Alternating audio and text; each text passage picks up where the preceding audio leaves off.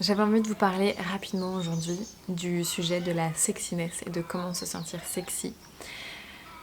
Euh, J'avais fait récemment sur Instagram un petit truc comme ça où tout le monde pouvait partager qu'est-ce qui leur permet de se sentir sexy et c'était hyper intéressant de voir les réponses hyper variées qu'il pouvait y avoir. Euh, et en même temps, ça m'a fait gamberger, j'ai commencé à réfléchir à tout ça, à qu'est-ce qui moi me permet de me sentir sexy et du coup j'avais envie de partager ça avec vous.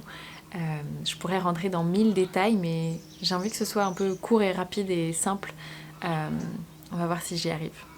Euh, et j'ai aussi vu pas mal de vidéos, enfin j'ai checké juste là avant de faire la vidéo sur qu'est-ce qu'il y avait sur YouTube français autour de comment se sentir sexy et ce que j'ai trouvé ne me correspondait pas aussi. Donc c'est aussi pour ça que j'ai envie de faire cette vidéo, juste pour amener une autre façon de penser autour de ce sujet. Et la première étape pour moi, c'est de se déconditionner, ce qui n'est pas forcément facile et qui ne se fait pas en une fois. Euh, mais si tu as envie de te sentir sexy, je pense que c'est vraiment une étape importante pour y arriver parce qu'on a reçu tellement de messages autour de justement être sexy que ça pose énormément de soucis. Et je t'invite à regarder tout ce qui touche au corps, au rapport à justement qu'est-ce qui est une femme sexy, qu'est-ce qui est un homme sexy, de voir à quel point le genre est cadré et mis dans des boîtes et que si t'es une femme il faut absolument être comme ci, si t'es un homme il faut absolument être comme ça et peut-être que ça ne te correspond pas et peut-être que t'as envie de te libérer de tout ça. Autour de la sexualité aussi, qu'est-ce que tu as reçu comme message autour de la sexualité? Est-ce que c'est mal? Est-ce que c'est bien? Quel est ton rapport à la masturbation? Est-ce que tu as des endroits autour de la sexualité où tu peux ressentir de la honte, autour de tes fantasmes, autour de comment toi tu la pratiques la sexualité? Comment t'en fais trop ou pas assez? Le fait que tu peut-être pas de désir du tout. Et est-ce que ça réveille des émotions, une charge émotionnelle? Parce que tout ça va avoir aussi une incidence sur ta confiance en soi et sur le fait de te sentir sexy ou non. Parce qu'un des trucs que je vois dans les vidéos autour de comment être sexy, on parle très peu de sexualité. Alors que pour moi, quand tu regardes qu'est-ce que ça veut dire être sexy, ça veut dire quand même sentir que tu crées du désir chez l'autre, sentir que tu es attirant, attirante pour potentiellement une connexion sexuelle. Même si c'est pas forcément ce que tu veux, mais il y a cet ingrédient-là qui est dans l'air, quoi. Donc je pense qu'il faut qu'on l'aborde, faut qu'on en parle, si on veut parler de être sexy. Enfin, pour moi, ça me paraît logique. Et donc, c'est pour ça que c'est important de se déconditionner aussi autour de la sexualité. Parce que si t'es pas à l'aise avec ta sexualité, c'est peut-être difficile d'être dans une posture de séduction, d'être dans une posture où tu assumes ton énergie sexuelle. Et ton énergie sexuelle, elle peut avoir plein de couleurs différentes. C'est pas forcément le truc le plus obvious, comme on peut le voir dans certains films, de la nana sulfureuse qui va montrer son décolleté, qui va être là, genre... Être sexy, c'est 1000 facettes différentes et 1000 façons d'être différentes. Il y a aucun problème avec la facette sulfureuse, mais juste pour vous montrer qu'il y en a plein d'autres. Je me suis perdue, mais bref. J'espère que vous voyez ce que je veux dire. Et du coup, ça m'amène à un peu la deuxième étape qui est de définir c'est quoi ta définition de être sexy. Qu'est-ce que toi tu veux mettre dans ce mot-là? Qu'est-ce que toi tu veux ressentir quand tu te sens sexy? Parce que tu te reconditionnes, tu retrouves ton propre pouvoir là-dedans de choisir en gros qu'est-ce que ça veut dire pour toi et ça va te permettre de mettre au clair, dans quelle situation est-ce que je me suis sentie sexy? Et est-ce que c'est des situations comme ça que je veux recréer? Est-ce que... dans quel moment je me sens pas du tout sexy? Et pour quelle raison? Est-ce que j'arrive à me sentir sexy par moi-même, pour moi-même? Est-ce que c'est toujours par le regard de l'autre que ça me permet de voir que je suis sexy? Et de juste être curieuse et de se poser toutes ces questions-là pour vous faire une sorte d'état des lieux de... qu'est-ce qui se passe pour toi et qu'est-ce que tu veux garder et qu'est-ce que tu veux changer.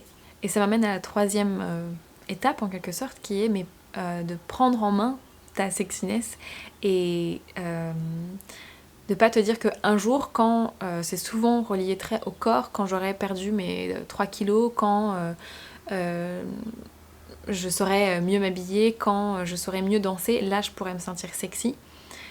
Et, et je comprends, et en même temps, t'es pas dans ton pouvoir en fait quand tu réfléchis comme ça. Et j'ai envie de te dire que tu peux dès aujourd'hui cultiver ta sexiness à l'intérieur de toi et que ça peut passer par plein de choses.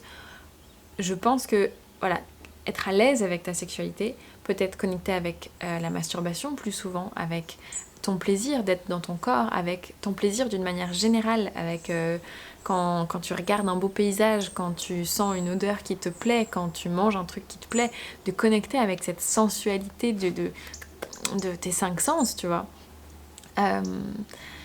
De pouvoir cultiver ça à l'intérieur de soi, je pense que ça t'aide à te sentir sexy en fait, parce que t'es connecté avec cette énergie de vie.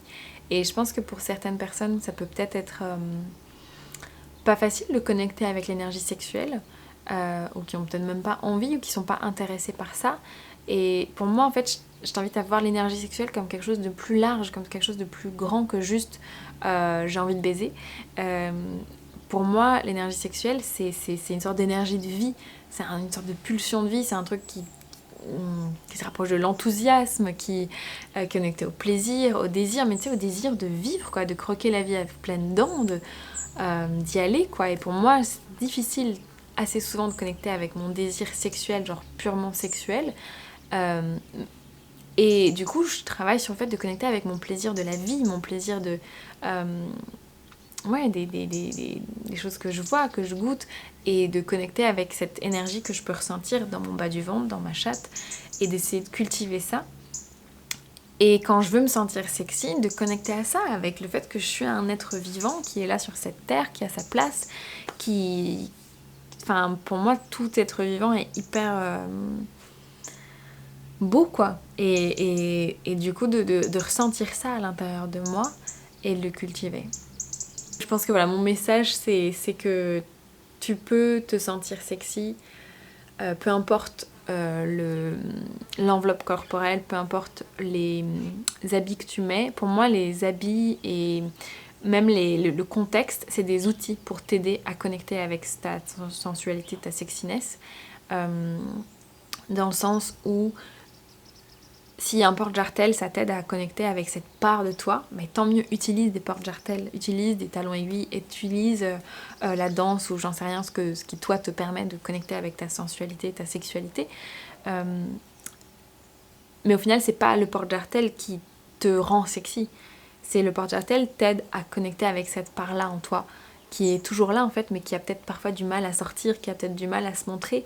Le dernier truc que j'ai envie de dire qui me vient juste là maintenant, c'est que pour se sentir sexy, pour être à l'aise avec le fait de montrer sa sexitude, sa sexiness, faut se sentir en sécurité aussi.